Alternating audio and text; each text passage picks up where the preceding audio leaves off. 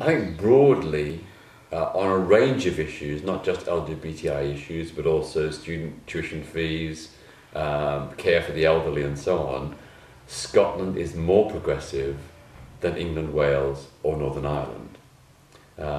I think it's absolutely fantastic that the Scottish Government has made improvements to the same-sex marriage bill compared to the version that was passed by the Parliament in Westminster for England and Wales. It does show that there is a strong progressive ethos here in Scotland, which I suspect is why quite a lot of people will be voting yes in the independence referendum, because they see England as holding back Scotland or holding back progressive policies in Scotland.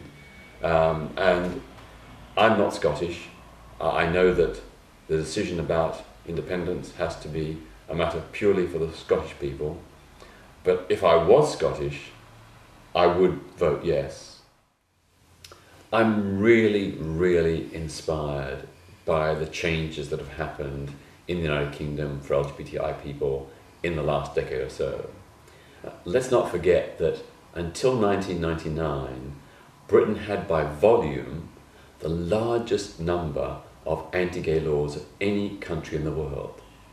Now, people think that male homosexuality was decriminalised in England and Wales in 1967 and in Scotland in 1980. But in fact, it was a very limited partial decriminalisation. Most aspects of gay life remained criminalised, and indeed there was still widespread institutional discrimination. Those changes, that tranche of repeal legislations, have only happened in the last decade or so, and they've swept away every major anti-LGBT discrimination in law.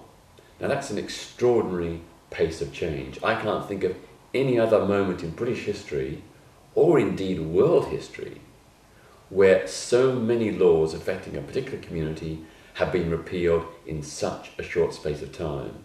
So my view is we should really celebrate those changes. We should pay tribute to LGBTI people and our straight friends and allies who helped make that possible by their campaigning efforts. But of course, we should never forget that the battle is not yet fully won. There is still unfinished business. We still have often a disparity in the way in which hate crime law is interpreted and enforced. On the whole, the police and Crown Prosecution Service treat LGBTI people better than in the past. But sometimes we don't get quite the same treatment. So I think, for example, the case of Sheikh Abdullah Al-Faisal, I think in about 2004, incited the murder of Jews and Hindus. He was promptly arrested, prosecuted, convicted, and jailed for 9 years. Around the same time, or a bit later, Imam Abdul Muhid in East London advocated the same thing. He said, kill gay people. He wasn't even taken to court, not even prosecuted. And that, I think, shows that sometimes we are still not quite equal when it comes to interpreting and enforcing the law. I think when it comes both to hate crime legislation and laws governing the incitement of homophobic hatred, Scotland is ahead of England and Wales. In England and Wales, racist hate crime and hate speech is treated much more seriously than its comparable homophobic aversion. And that is, again, it shows there's sort of a hierarchy of oppression, that some forms of discrimination, hatred and hate speech are deemed more important than others. So I think it's great that Scotland is ahead of the game, and it's now really time for England and Wales to catch up. In terms of international relations, an independent Scottish government could be a progressive beacon for LGBTI human rights around the world. It could be raising these issues in international fora such as the European Union and the United Nations. It could help fund LGBTI organisations in poor developing countries, providing finance to open an office, hire staff, buy computers and other campaign equipment. These are all very simple, easy ways that a Scottish government could help make an impact to empower LGBTI people in countries where they're still fighting big battles towards acceptance, understanding, and very importantly, legal equality. Another initiative I'd hope the Scottish Government would adopt, whether it remains within the United Kingdom or becomes independent, is the idea of introducing equality and diversity lessons in school. We know that young people are not born bigoted, they become bigoted because of bad influences from adults or from their peers. We know from some research and efforts that have been made in some cities and other countries that where young people are educated in equality and diversity issues from an early age, they tend to grow up to be less likely to be prejudiced in later life. So for me, the idea of tackling not just homophobia and transphobia, but also racism, misogyny, prejudice against disabled people or travellers, this kind of education can really make a positive impact towards a more cohesive and compassionate society. In terms of international relations, an independent Scotland could be a very important voice for LGBTI freedom around the world. There are lots of things that an independent Scottish Government could do, such as hosting LGBTI human rights conferences in Scotland, but also outreach to LGBTI campaigners around the world to support them by providing relatively small, modest grants, to buy a computer, to hire a staff person, to fund an office, to buy a camera or mobile phone. These are relatively small costs for a government, but they can make a huge impact for LGBTI campaigners in poor developing countries where they have so few resources and so few funds. Of course, the Scottish Government could also help profile LGBT rights in international forum, both at the European Union level and at the United Nations and other comparable bodies. Scotland could be a voice initiating resolutions, proposals, research and support for LGBT rights around the world.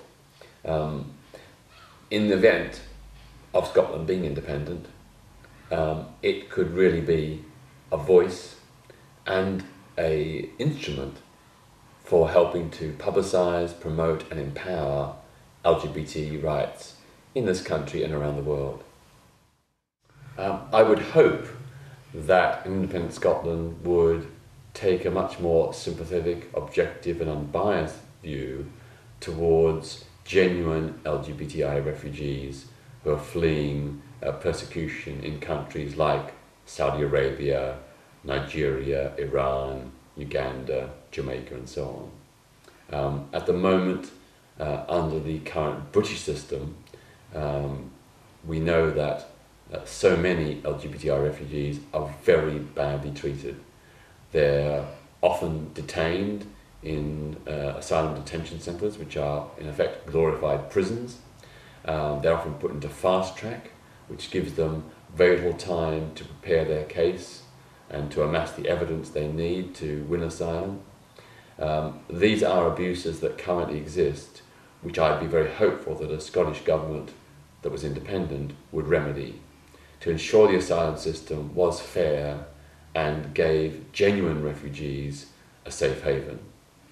I'd also hope, of course, that the Scottish Government would take a much more robust stand in terms of ensuring better, earlier, quality sex and relationship education in schools, to make it mandatory and to ensure that it was inclusive of LGBTI people, including explicit advice on safer LGBTI sex, so that we can protect LGBTI young kids from HIV and other sexually transmitted infections, so we can also ensure that young LGBTI teens feel good about themselves, don't feel depressed, don't feel ostracised, that they understand their sexuality and feel that it's okay to be gay. Those two policies, I think, would be really groundbreaking, important initiatives. And I think it's something that presumably the Scottish LGBTI groups will be campaigning for in the coming months and years. My message to the LGBTI communities in Scotland is this: congratulations and well done. You've achieved an enormous amount in a relatively short space of time. You've won better laws than we have in England and Wales. But don't rest on your laurels. There are more battles yet to win. And I wish you every success. And I hope that whatever Scotland decides its future to be, whether it's within the United Kingdom or independent, that you will succeed in securing further gains for the community, particularly in the all-important realms of education. Because if we can educate future generations to be understanding and accepting of LGBTI people, if we can create an ethos of inclusion for LGBTI people, then our future as LGBTI people in Scotland is assured.